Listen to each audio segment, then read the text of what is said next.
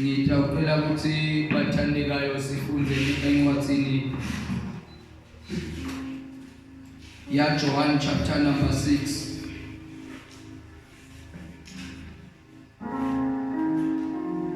Sitawufunza khona verse number 35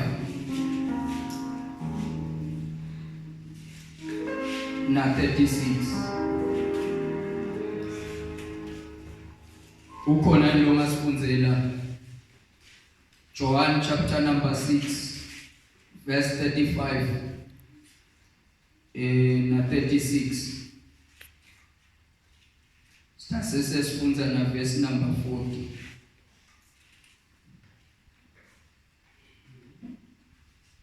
Yesu wathi kubo, mina ngisimbwa sekuphila. Lolota kimi angeke alambe. Nalowo lokholwa ngimi angeke aphindze konke. Kepha ngitshela ukuthi ningibonile kodwa anikakholwa. Hallelujah. Amen. Bazalwane ngivumeleni ukuthi ngikhulume kafisha kulomhlangano wanamuhla. Ngikhulume ngaJesu nalobe kwenteka nakakhuluma nalabantu laba. LeBhayibheli lithi Jesu bekaqedza bondla abantu labangu 4000 emadoda langu 4000 ababalwa bomake nebantwana lebe bakhona lapho kusebale ukuthi le nombolo yayinkulu kakhulu. Jesu labantu laba wabondla ngetinkwa lesihlanu netinhlandi letimbili. So ke iBhayibheli lithi badlala abantu laba besutha kwaphindze kwaqoqwa emabhaskidi langu 12 alokusele nasabondlile Jesu. IBhayibheli ke lisivetela ukuthi Jesu nasaqedze lokubondla ngaletinkwa leto wase so uya entsabeni bafunzi bakhe bangena esikebheni bahamba.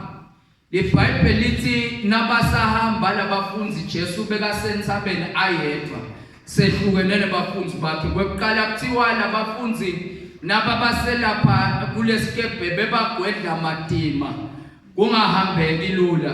Jesu ke so uyaqhamuka lokhamuka usuka lentsabeni ukhaza labafunzi bagwedla madima. Uqhamuka Jesu ufike uhamba etikwalamani. Nakahamba etikwalamani iBhayibheli lithi ke base bayethuka labalapha esikebheni bathi sipoko lesi. Nake suka lapho ke lokwendeka lapho Jesu wathi ningesabi ngingimi. Base bayamemukela emkhunjini.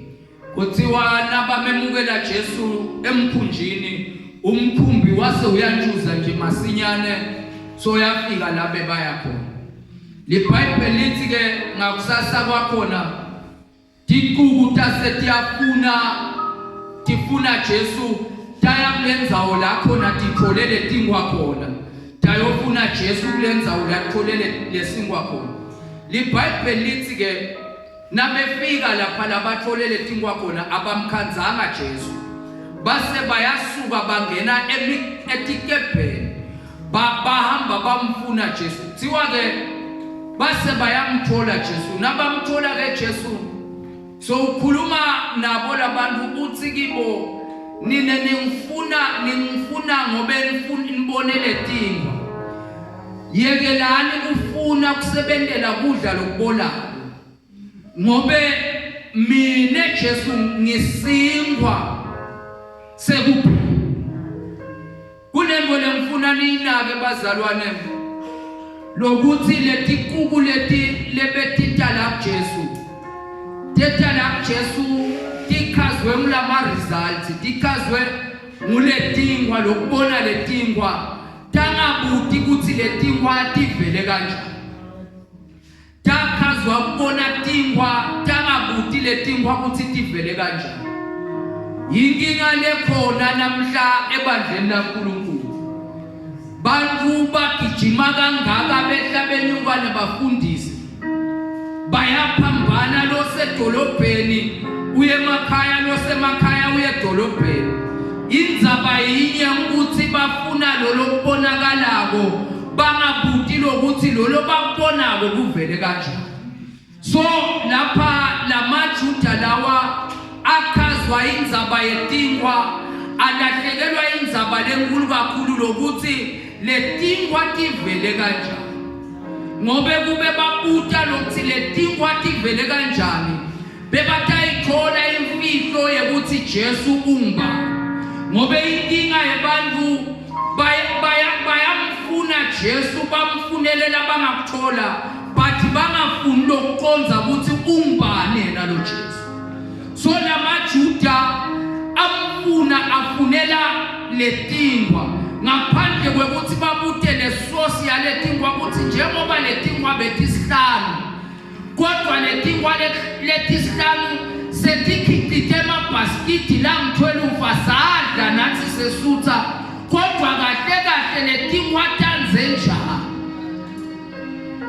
Bhayibheli ke lithi lasifunza khona Jesu soya bakhulumisa uthi mine ngisinkwa sekuphila. Uthi lota kimi angeke alama. Indzaba yekuqala lekhulunywa nguJesu ukhuluma ngekuthi kwekuqala lokufanele kwenteke ukuthi ute kuye. Isigaba sekuqala ukuthi ute kuJesu. Ubese uthi evesini lelandzelako nalokholwa ngimi angeke aze ome. Haleluya. Letigaba tibili bazalwane. Sigaba sekuqala uthi ute kuJesu. Haleluya. Wase wefika kuJesu kuthiwa angeke usalapha. Kusho ukuthi la kuJesu kune provision yakho. Inkinga yabantu abethi kuJesu beta esontweni.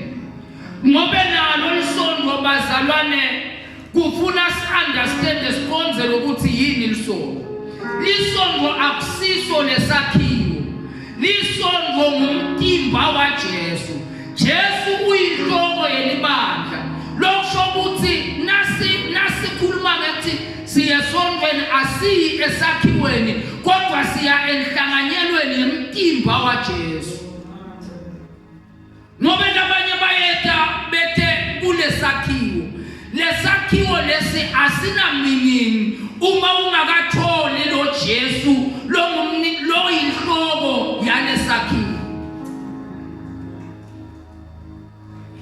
Uthi ke Jesu mina ngisinkwa sekuphila. Lota kimi angeke esontweni ete kuJesu. Loyo angeke alambe. Kusho ukuthi kwekuqala iprovision yakhe iguaranteed. Lokwenta abazalwane balambe kangaka ngulokuthi abethi kuJesu bethe esontweni. Jesu uthi nawuta kimi mina ngisinkwa sekuphila. Lota kimi angeke alambe. Kusho ukuthi kunetingo letikonzelene nekudla kwemuntu lokutholakala kuJesu. Bese uthi lokholwako ngimi angeke ome. Libhayibheli la ulifunza lithi lokoma lebekakhuluma ngako bekangakhulumeli emanti lalatholakala. Bekakhulumela kuthi lo muntu lokholwa nguye njengekusho kwembhalo phakathi kwakhe kutaba nemthombo wemanti ekuphila. Ngiko iBhayibheli lithi lomake waseSamaria na ufunza John chapter 4. Lithi lomake waseSamaria bekaphethe ligoma lakhe ayokhema. Wathi nakefika lemfuleni wakhanza Jesu ahleli la eceleni kwalethi. LiBhayibheli lithi wathi Jesu ngiphe emanti ngawunathi. Wathi lomake ungathi wena uliJuda ucele kimi emanti ekunathi. Awadi ukuthi emaJuda nemaSamaria akanabudlelwane akadlelani akanabungani akanabhlobo. Uthi ke Jesu kube bowadi wena make kuthi siyini sipho nesipho saNkulunkulu. Bongawucela kimi emanti. Lamanti lebengakunika wona bowungeke uphindze wome utawufuna lamanti la. Lokusebaleni ukuthi kunemanti latholakala kuJesu. La indawo umuntu angaphindzi ome. Lamanti lawa enqabela umuntu ukuthi angatendi timo letitsite. Aphindze lamanti lawa abangele umuntu abe ne-appetite yalokutsite. Uthi Jesu lokholwa yini. Yena loyo angeke aphindze ome. Bantu la ngaphandle komile bayagijima behlaba yenyunga. Njengoba kunemkhuhlane bantu bayagijima kakhulu. Yini indzaba? Bete lamanti lakhona ukuthi maintain agcine noma uphila phakathi kwesimo lesimatima lamanti akugcine. Akhona emanti lagcina umuntu noma etimo tikhona tivuka amgcine lamanti ngoba lo muntu unathakiwe avela ngekhathi kwakhe lamanti. Waze wakholwa uJesu kuba nemanti lakhona.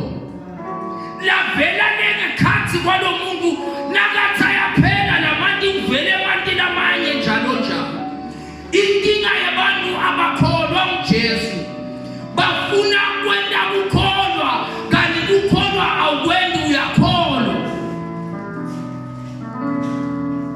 Kukholwa akwendiwa bazalwane. Kuleviki eliphelile ngivetile ukuthi bambuta Jesu ukuthi singenda ini ukuthi semukeleke kuNkulunkulu. Yini imisebenzi esingayenda ukuthi semukeleke kuNkulunkulu. Jesu wabaphendula wathi umsebenzi munye lokumele niwende ukuthi nikholwe ngibabe lo mthumile.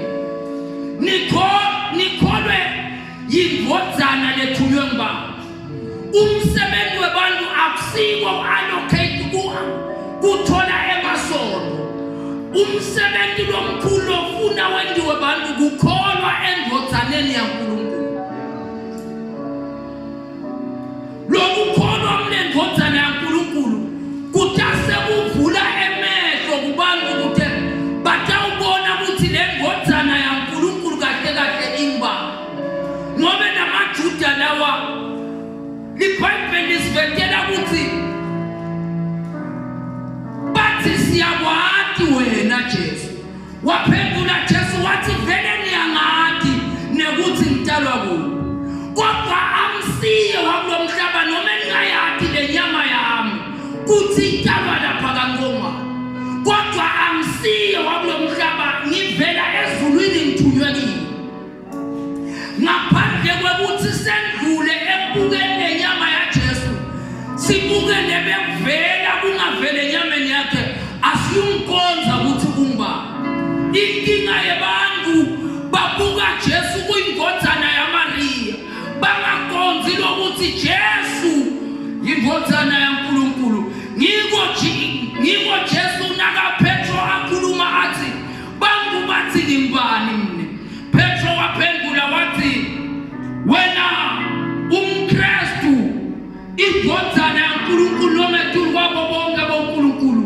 Wase Jesu khuluma lamagama wathi inyama nengadi ayikakwembuleli lo kodwa wembulelwe ngibaba losezulwini.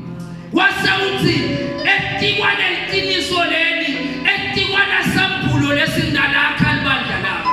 Libandla laNkulunkulu alakhelwa etikwa emsebenzi yabantu khandleka kwebantu bavuka onke malanga bayesondweni alakhelwa etikwa lokho libandla laNkulunkulu. Kodwa libandla laNkulunkulu lakhelwa etikwa esambulo sekuthi Jesu ungubani. Kwaze kwevuleke emehlo ukuthi bantu babone ukuthi Jesu ungubani. Kutase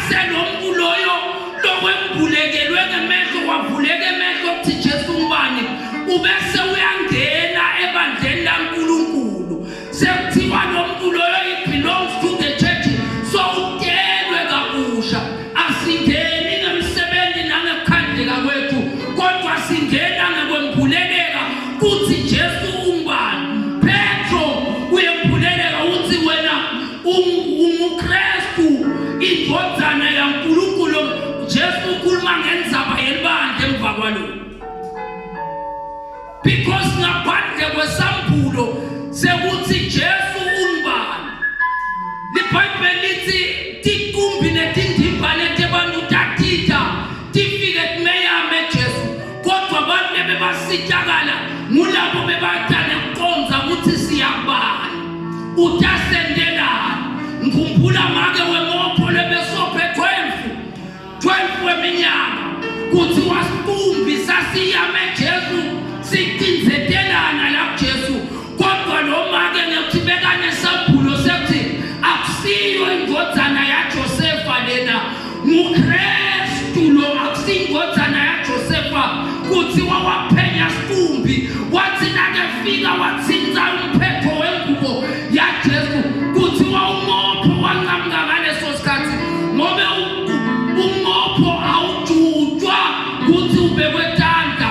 Ungabekwa tanda kubeke madimoni ahluphe sobekiwe tanda. Kodwa lokhulu umuntu sambulo sekuthi ngubani Jesu.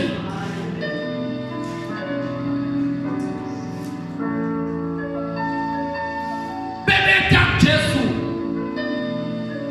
Jesu zubekisa ngendzaba lenye uthi Jesu ngenyilanga bebabanengi bantu lebebanebulephelo ngesikhathi saNamani. Uphindze uthi bebabanengi bafela kathi ngesikhathi sa-Elijah nakathunywa eZerafati. Ushonani Jesu kanje? Ngulokuthi ngesikhathi saNamani kunemprofeti igama lakhe kungu-Elisha. Elisha bekaphila lapha ka-Israyeli. Kodwa abantu bebafa babulawa bulephero lapha ka-Israyeli. Bafelani bantu kunemprofeti? Yindzaba yinye abanasambulo ngalo mprofeti Thumba. Abamkonzi ukuthi ungubani lo mprofeti ngobe ngaphandle kwesambulo sekukonza ukuthi ngubani lo membi kwakho angeke wembulelele, ngeke usitakale, ngeke inkinga takho tiphele. So LiBhayibheli lithi noma Elisha bekakhona akazange athunywa kulabantu baka-Israyeli. Wase uyahamba uyosita umuntu lowakhanga eSiriya ligama lakhe linamani aphethwe bulephero. Noma bebakhona la ka-Israyeli kodwa basitakalanga yindzaba bebanganaso sembulo sekuthi umbani Elisha. Uyabakhothela Jesu uthi nangesikhathi sa-Elisha babebanengi bantu bebanebulephelo kodwa kude lowasitakala ngaphandle kwaNamani obekakhanga eSiriya. Bantu abanengi bahleli netinkinga tabo emakhaya, bahleli nenkinga tabo kubaphethe ngulokuthi abakonzi ukuthi Jesu ungubani.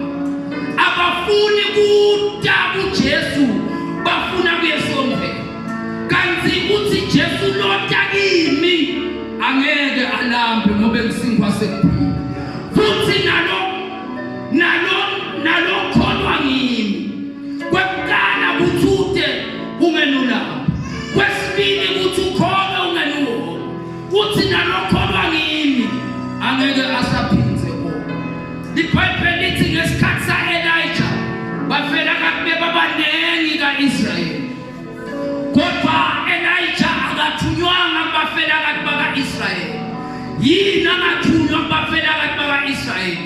Bekatawuthi uyefika athi ngendele liqethu lesingwa ale lo mfela kathi lo ngobe angenasambulo ukuthi kahle kahle umbani lokela lo liqethu lesingwa. Ngikuthiwa wathunyelwa eZerafati. Nakefika eZerafati akazange asho ukuthi ungumprofeti. Ngobe uNkulunkulu besamyalethile lo mfela kathi waseZerafati. Wathi nakefika Elisha akhuluma lo make wabika inkinga takhe ku-Elisha. Ngobe unesambulo uyakateleka ukuthi ngibani engidila naye. Wathi mina angisena kudla la, angisena select kwana nunye kuthi ngeke sidle nemfanami sibe sesiyafa wathi Elisha yendela mina kuqala uthi ngikwendela mina kuqala lo mgoma wempuphu yakho nalo oil wakho ungeke usaphela utawuqhubeka kwanze njalo kuze kuphele indala yini inzaba manje ukonzile uthi ngibani lophambili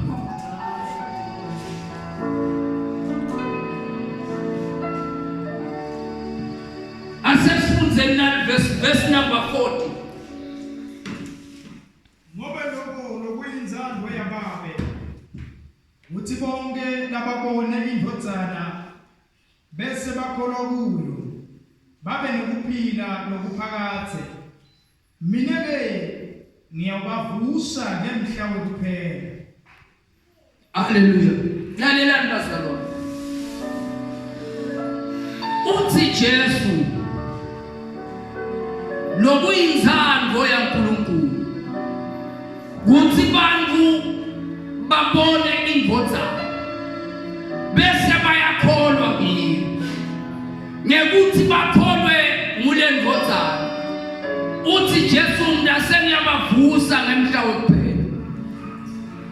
Lenzaba yebona bazalwane akhulunywa ngekubona ngemehlo kukhulunywa ngekuthi lo muntu kube nekwemphuleleka ukuthi le ndvodzana kahle kahle ingibaba ngoba Jesu bazalwane bekembethe lokubili bekembethe kuba indvodzana yemuntu aphindze embethe kuba indvodzana yaNkulunkulu ngaphandle kwekuthi ukonze lokuthi lakhathi kule ndvodzana yemuntu kunendvodzana yaNkulunkulu ungeke wakubona kuphila kutanga ukuthi ukonze lokuthi lakhathi kule ndvodzana yemuntu kunendvodzana yaNkulunkulu abhala umpostoli Paula athi lena imfihlakalo la imisa uNkulunkulu umhlaba ungakasekeli abese uyaqhubeka athi inzaba yesiphambano ibulima kulabo lababhubha kodwa kithi thina lesinziswako ingemandla kaNkulunkulu yini umpostoli Paula athi lenzaba yesiphambano imfihlakalo ngulokuthi wathi uNkulunkulu aNkulunkulu wehla wethe emhlabeni wathi fihla esimeni sebungu wathi nasathi fihle esimeni sebungu wavuma ukuthi aye esiphambanweni awubethelwa wathi nakabethelwa bona bebathi babulala sigeleke esigebengu njengalelinye igebengu kanti lapho nabathi babulala sigebengu babulala uNkulunkulu ngikwathi umpostoli Paula lenzaba yesiphambano imfihlakalo imystery bantu abakhona ukuyi-understanda kuthi umuntu angakutyalwa njani kabusha ngakhono ngobe vele imfihlakalo nalaba lababethela Jesu babona babulala sigebengu nemuntu loliphekela sikhulu lobanga umsingo ka-Israyeli kanti bekuNkulunkulu uqobo. So uthi Jesu lobona indvodzana kuyinzando yababe kuthi lobona indvodzana abe nokuphila lokuphakathi lenzaba bazalwane ifihlakele ekutheni sibone akusho lokubona ngemehlo kusho lokuthi sibone ngengqondo yethu nangamoya wethu kuthi Jesu umbani ngaphandle kwekuthi sikonze ukuthi umbani Jesu siyawuhlala sibuthana lana onke malanga sithene tinkinga tethu ngobe bazalwane ngiqinisile wonke umuntu lona naye kunedimoni lakhe lelimhlupha aliyuze lihambe ledimoni lakho ngaphandle kwekuthi kube nesembulo sekuthi umbani Kristu kwaze kwaba nesembulo sitabona ukonze lokuthi ungenkulu kwebanqobo Sitakwenda nesambulo ukonze ukuthi Jesu usingwa sekuphila. Kuthatha ingqondo lekatulelekile kuthi bona ukuthi Jesu usingwa sekuphila. Akusiwonke umuntu lobonako ukuthi Jesu usingwa sekuphila. Noma singabuthana sigwalele endlule uyawukhanza ukuthi babili bathathu laba khanyelwako ukuthi Jesu ungubani. Kodwa sonke siyaliphatha igama la Jesu. Kungaleso sizathu akusiwonke umuntu lotawuthi ngegama la Jesu inhloko phela iphele inhloko. Akusiwonke umuntu lotawuthi nakunedimoni athi ngegama la Jesu phuma idimoni iphume. Ngoba idimoni alikoshwa ngulokuthi ukhulumile. Likoshwa ngulokuthi uyakonza yini ukuthi ukhuluma ngeligunya leli kanjani. Bible lithi kwakunemadodana askeva encwadini yemsebenzi yabapostoli. Kuthiwa la madodana askeva beka-7 abamba umuntu onemadimoni amthandazela. Athi lo muntu onemadimoni, wena dimoni siyakosha ngaJesu Kristu loshunyayelwa nguPawulu. Athi emadimoni Pawula siyamata na Kristu siyamata, kodwa nine nibobani. Ngoba lenzaba yekwenda tingo lembusweni waNkulunkulu akusiyinzaba yokuthi uyakhona, yinzaba yesambulo ukuthi uyakonza ukuthi umbani Jesu. Sengiyabhala bathandani. Akusita kuthana labazalwane. Onke malanga uma singakonzi lokuthi ungubani Kristu. Lenzaba ngiyayinaka lapha eBhayibhelini. Pawula nakabhala eBhayibhelini uyatehlukanisa letinto. Imisebenzi yaJesu wasesela emhlabeni uyamkhaze athi the Lord Jesus Christ nakasesela emhlabeni. But nasenyukele emazulwini Pawula umkhaza as Christ Jesus. Losho ukuthi ngulogotshiwe kwaNkulunkulu. Nakala emhlabeni beka inkosi Jesu. But nasenyukele emazulwini he is the Christ Jesus. Ngulona lo indvodzana yaNkulunkulu lehlele ngesebudla saNkulunkulu. Ngaphandle kokuthi simkonze ukuthi umbani bazalwane. Lo Kristu nguye kelele simshumayelako nyalo. Ngoba sowenyuka sishumayela Kristu kimi. Kuthi konzani Kristu ukuthi umbani. Because the Lord Jesus wahamba bambone maJuda asimbonanga thina, but we are witnesses sibofakazi bethu efika ngoba sesiyamati wembuliwe kithi uthi umpostoli Pawula mina lenzaba ya Kristu angifundziswanga ngumuntu, angizange ngiya naseJerusalema ngiyofundiswa abapostoli. Uthi ngayifunza ngekuthi lo Kristu embulwe kimi, ufuna Kristu embulwe kumuntu la ingekhathi kwakho embulwe Kristu asukume msikothandaza.